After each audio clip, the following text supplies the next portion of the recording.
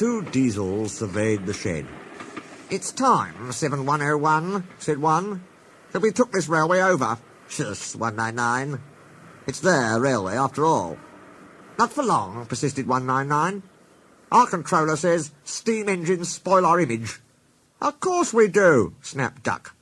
"We show what frauds you are. Call yourselves engines?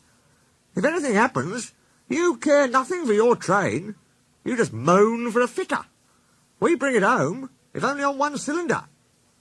"Nothing," boasted 199, "ever happens to us. We are reliable." Vulgar noises greeted this. "How rude," said 199. "You asked for it," growled 7101. "Now shut up." Next day, Henry was rolling home tender first. "I'm a failed engine," he mourned. "Lost my regulator. Driver says it jammed wide open, and he can't mend it till I'm cool.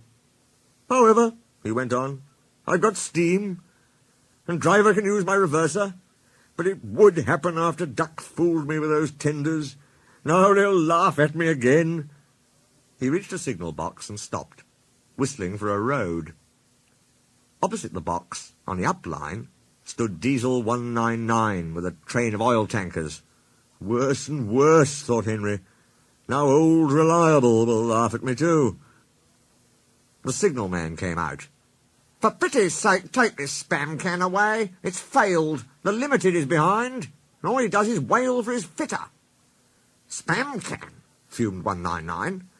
"Stow it," snapped the signalman, "or I'll take my tin opener to you. Now then." 199 subsided at this dreadful threat, and Henry pulled the train out of the way. The diesel didn't help. He just sulked. The Limited rushed by with a growl and a roar. Henry gave a chuckle. "Look, spam can," he said. "There's your little pal." The diesel said nothing.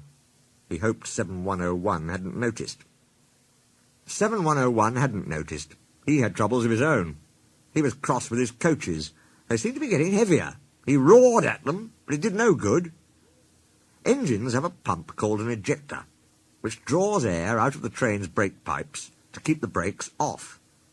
If it fails, air leaks in and the brakes come on, gently at first, then harder and harder. 7101's ejector had failed. The brakes were already leaking on while he passed Henry. He struggled on for half a mile before being brought to a stand, growling furiously, unable to move a wheel. "Well, well, well. Did you hear what signalman said?" "I thought they'd be laughing at me," chuckled Henry. "Now the joke's on them."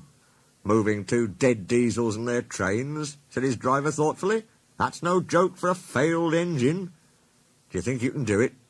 "I'll have a good try," said Henry with spirit. "Anyway, 7101's better than old Spam Can. He did try and shut him up last night." "Come on, then," said his driver. "We mustn't keep the passengers waiting." "Get moving, you!" Henry puffed the sulky diesel into motion and started to the rescue. Henry gently buffered up to the express. While the two drivers talked, his fireman joined his front brake pipe to the coaches. "It's better than we thought, Henry," said his driver. "The diesel can pull if we keep the brakes off. So the only weight we'll have is Spam Can's goods." "Oh," said Henry. "That's a mercy." He was, by now, feeling rather puffed. "Poop, poop, poop, poop. Are you ready?" tooted 7101. "Peep, peep, peep, peep. Yes, I am," whistled Henry. So with 7101 growling in front, and Henry gamely puffing in the middle, the long cavalcade set out for the next big station. Donald and Flying Scotsman were waiting. They cheered as Henry puffed past. He braked the coaches thankfully. Spam Can and the tankers trailed far behind. The passengers buzzed out like angry bees, but the fat controller told them about Henry, so they forgot to be cross and thanked Henry instead.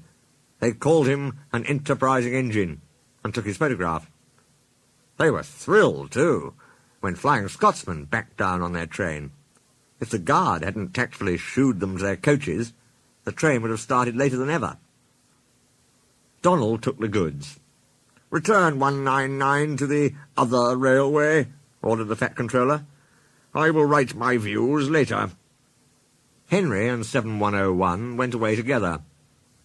"I'm sorry about last night," ventured the Diesel. "That's all right. You did shut old Reliable up." "And," said the Diesel ruefully, "made a fool of myself today, too." "Rubbish!